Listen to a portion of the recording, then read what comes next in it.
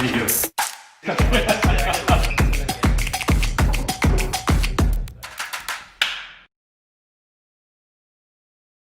I think the idea of the platform economy as having these three aspects, the good, the bad, and the ugly, we're at a point in time where this is really coming forth because the platform economy has unlocked a lot of value. So there's been a lot of good. It's created a lot of efficiencies in the way markets work. But as platforms have grown, they've also amassed a lot of power, which has led them to make decisions which are not always in the best interests of the ecosystem. And that's where the bad comes in. And I believe that going forward, platforms will become a key source of competitive advantage, not just for companies, but also for other political and state level bodies. And it's at that point that we really need to be careful about how we think about their impact to society. Yes, so positive effects of platforms are the good. Ones that we've really seen is the consumer welfare effect. So consumers via digital platforms, they get a lot of services and often now for free. And what has been shown also by research is that the value that people attain to it is much, much higher than the value that they actually have to pay for it. Or that actually the platform itself makes by, for example, showing these people advertisements. So consumer welfare is a very big one. It often doesn't show up in macroeconomics, right? Looking at the information economy in general and within that the platform economy, GDP in itself is not an all-encompassing measure because there are many other forms of welfare that are created when new market interactions get unlocked. And it's when we are looking at the platform economy, we have to measure these externalities. We have to measure the larger effects that are coming out because of platform transactions to really account for the value that is being created by a platform.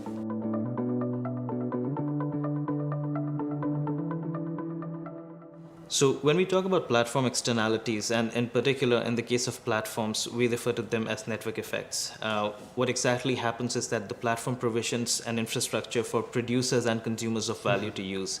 And the platform benefits because as more producers create value, the total value on the platform increases, so more consumers get attracted. As more consumers come on the platform, producers want to come there because they have a market to serve. So there's this mutual attraction and this feedback loop that keeps building power around the platform, more value, and that leads to very often to a winner-take-all effect for platforms. Platforms have amassed a lot of power, and the reason we need to be concerned about the kind of power that platforms have is because platforms are not just creating a product and selling it to the market. So it's not just the price and the ability to price gouge that platforms control, but platforms control market interactions and they control the behavior of the market. And because of that, we need to be careful about the kind of power these platforms are gathering because they have the ability to now start manipulating the markets that interact through the platform. So when we talk with clients is that often the real power of platforms is not really understood, as in that it sounds like just a smart service or a nice app. But actually when they really get market power, that they are much more like a private market regulator. And indeed, as you say, they start to determine how commerce works, how communication works, how our news is getting distributed. So that starts to reach the very essence of, okay, how do we work and live with each other?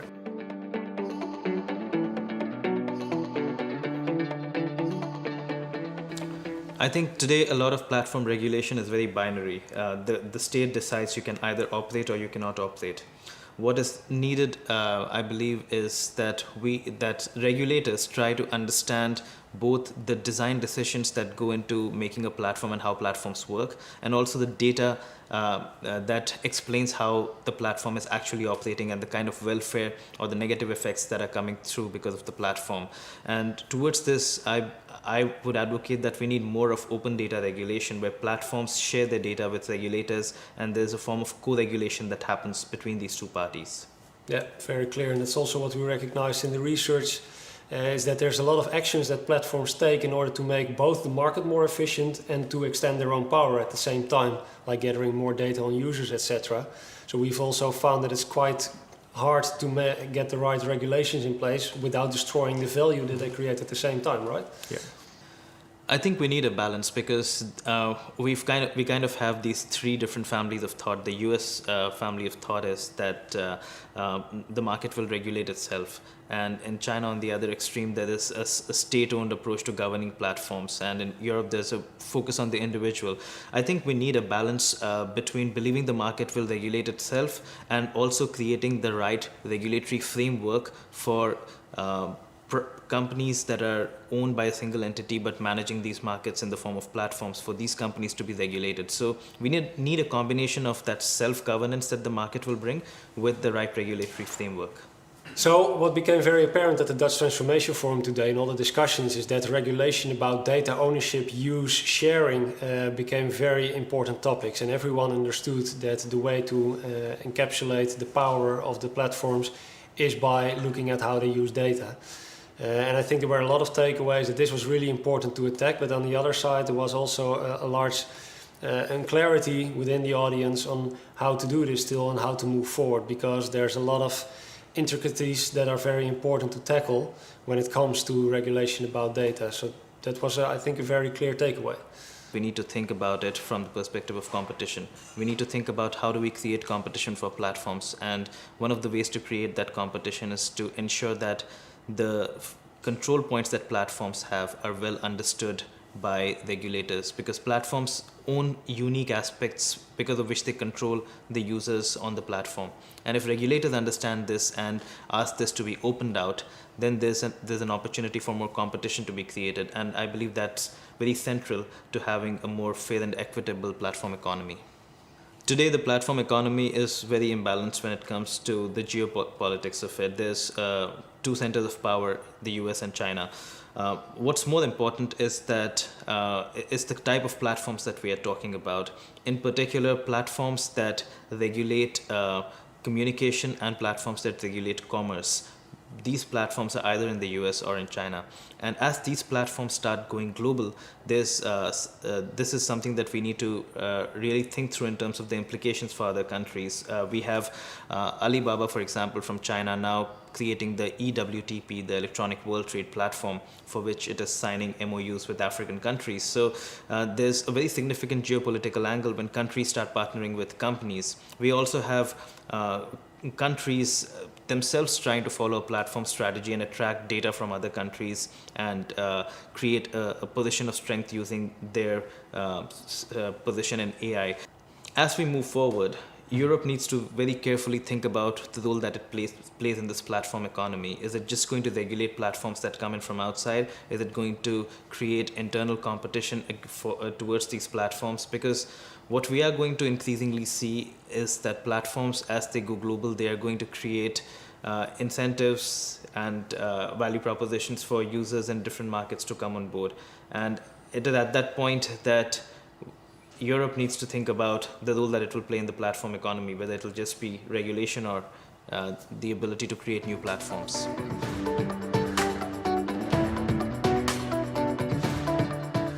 The positive and the negative side of it. The negative side of it is that there are certain spaces. In healthcare, we see that European players like Philips, like Siemens, are actually the ones who are building the leading platforms in healthcare. And the evidence of what we've been researching is that Europe can still take a place, but then not at the classical domains of where the other platforms have grown very big. I would add to that a lot of industries that remain to be conquered, financial services, for example, is where Europe is taking a lead with the PSD2. And this is the time when banks need to think beyond just compliance to thinking about how to play in the platform economy.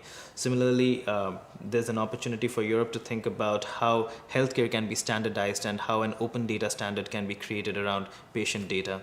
And similarly, given Europe's position in supply chains, logistics and supply chain automation could be an important opportunity for creating platforms. And finally, if we look at, say, the Nordics, they have an advantage in creating energy platforms. If you look at Germany, they potentially have an advantage in creating manufacturing platforms. So we need to think about what are the traditional strengths that countries have which can be leveraged in this direction, because you don't necessarily have to have a platform coming out of a startup garage only. You can think about your country's strengths and figure out how you can build and leverage that towards creating a platform strategy. Platforms are born out of digitization. When you digitize something, an important market variable, a platform opportunity gets created. And when you look at the Internet of Things, the Internet of Things is helping us digitize machine behavior. It's helping us digitize machine performance. When machine behavior and performance can be digitized, and when all of this data from different machines can be brought together, we can start mapping out entire industrial systems. We can start mapping out supply chains where different machines are interacting with each other. And it is around this data that new platforms can be created, which allow supply chain coordination, allow industrial production, and especially when we move towards more industrial segments, the Internet of Things will become an important driver for building platforms. Closer home to the consumer side, when we think about mobility, when we think about the smart home, today we are at a point where we have connected devices. We don't have platforms that are orchestrating these devices. And so going forward, a lot of our life is also going to be mediated by platforms which benefit from data coming out of objects that are connected to them. And I think that's a very important point that you're making, that we're also moving much more from those marketplace matchmaker platforms to platforms who are orchestrating between all kinds of different actors. And we've also seen that already some very big industrial companies like Schneider Electric and ABB from Europe are already working on developing their own IoT platforms in order to make all their equipment smart and have the data all into the cloud to build new services on top of that. So we already see this happening. Yep. When we talk about, for example, digital strategies with clients, that they often say, well, new business models like platform business models, this is something nice to have for in 5 years. And what we see is that it's moving much faster than this. So you need to think about it much earlier. And also that the realization that setting up a platform is not that hard, but growing it and making it successful, that is really the harder part. It should not be underestimated and often requires a lot of patience, a lot of investments on the long term. We get a lot of questions on data monetization now from clients. And I have this hypothesis that platforms are one of the best ways to monetize data, but not directly, but by using data to build services on top of that. Yeah. How do you look at that? Platforms monetize data by monetizing the value that accrues from that data. This can be monetized either in the form of creating analytics that other parties can access. It could be in the form of APIs that other applications can call, or it could be in the form of services that end users consume. Eventually, all of these are some form of a wrapper on top of the data to make it usable. And the reason it's most relevant and most beneficial in the case of platforms is because if you think of a platform, fundamentally, it is a set of services that attract data and a set of services that are built off that data to serve value to some other parties. And because of that, a platform is the best way of monetizing data. What's important is that very often when companies think about monetizing data, they are thinking about monetizing a database that they have. What platforms do is they monetize these actual services that are bringing on real-time data flows. That is where the power is, not in static databases.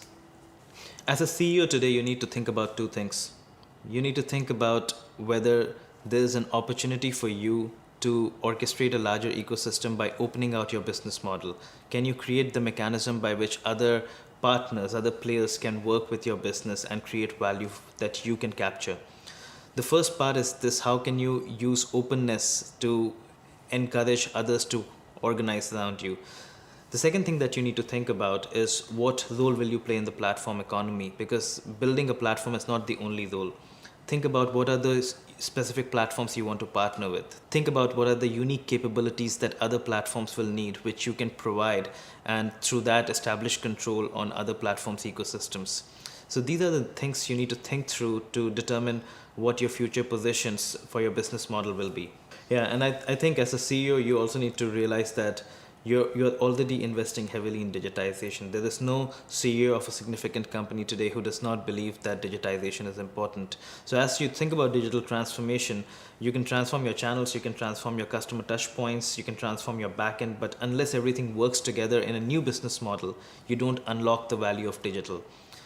To make that happen, that is where the platform comes in. One of the very important things about platforms is often obviously skill.